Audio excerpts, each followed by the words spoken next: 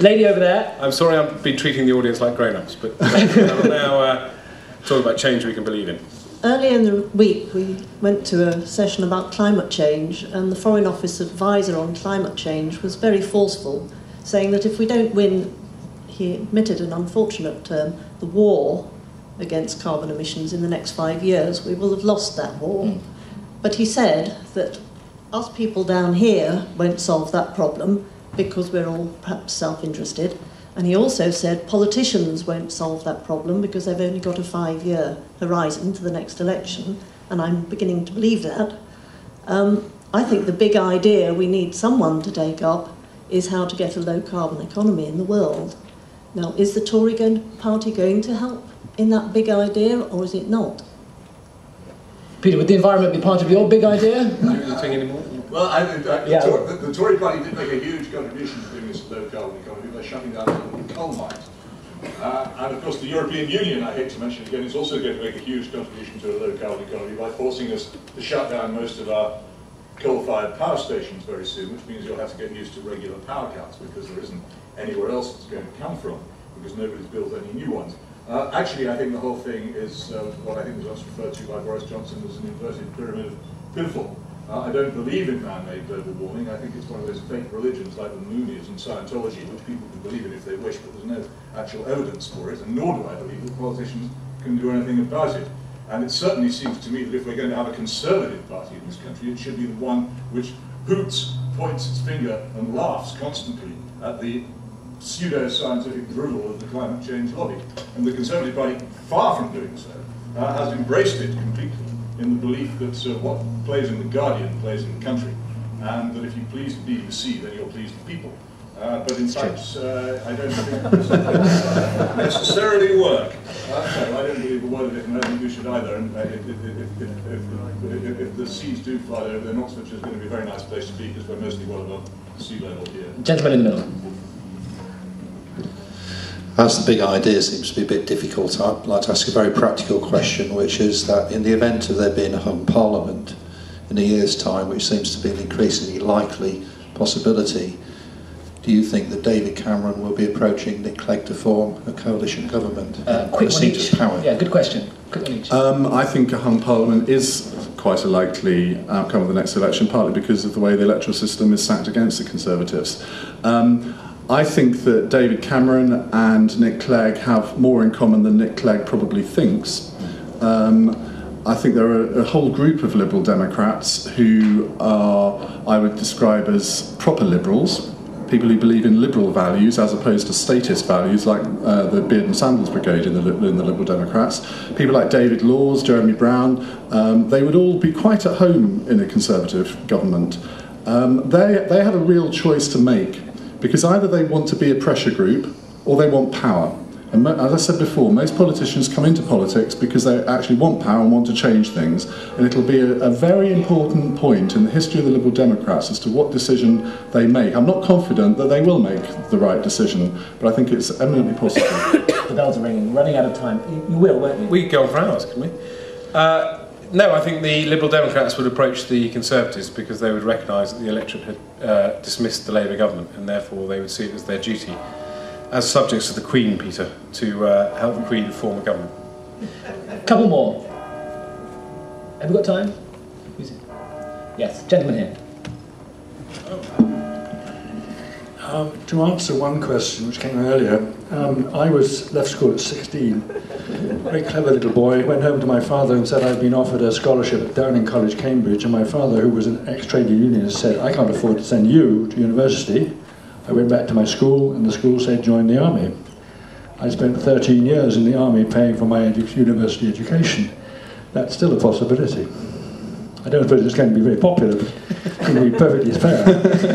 I would certainly not, I would be horrified at the idea of actually beginning what I would hope to be my employment with a debt of £40,000. It's just impossible.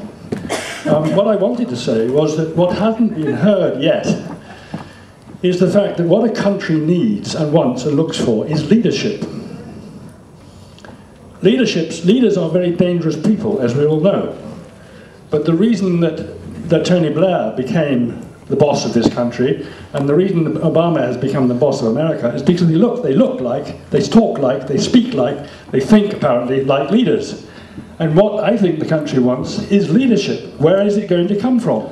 Well, it's going to come from David Cameron, and he's provided leadership over the past few years in completely reforming the Conservative Party, let alone anything else, completely changed its policy platform, completely changed its system of selection for candidates, which is a real achievement. I think you're right, people need to look like leaders. He does.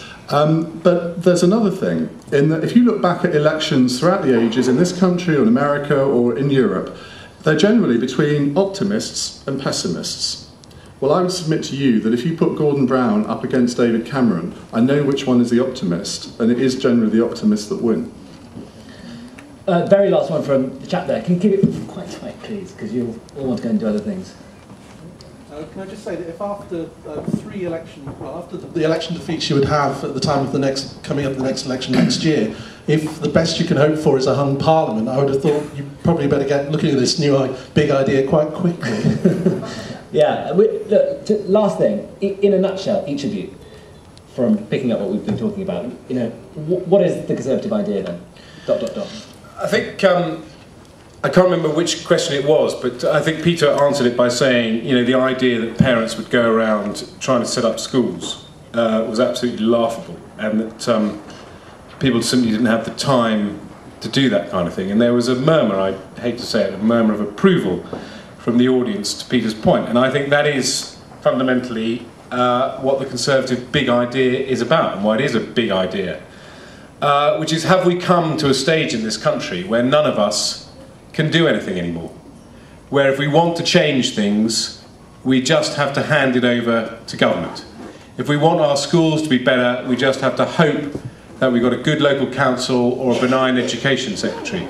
If we want our police to do more of the things we want them to do, we just have to hope we've got a chief constable who will answer our letters. Or are we prepared to take matters into our own hands if that opportunity is given to us? Now, the parents I meet, who do desperately want to set up their own primary schools and secondary schools, are absolutely raring to go. They just want the opportunity given to them by government, be it central government or local government. And it's a whole lot of incredibly tedious changes that probably have to be made, which aren't, I'm afraid, the kind of ideas that are going to get you applauding, giving me a standing ovation. I can't sum them up in a phrase, change we can believe in. It involves changing planning laws, it involves changing the rules on staffing, it involves grants, it involves applications. But there is a whole community out there, I believe, that wants the chance to exercise that power and change. And I think the frustration that people feel and the anger they feel about the political classes is actually based on frustration and not being able to control your own life. Isn't it great? Sorry, we smashed up all the good schools in your neighbourhood. Here's some permission to build a new one when you've got time, when you get home from work. Well, thanks a lot. If you can smash them up, you can build them again. And you would if you understood what the problem was. The problem with the Conservative Party is it's packed with people who can either afford private education or who live in the kind of areas where the state schools are good. They have no idea what most people are up against or where the shoe really pinches.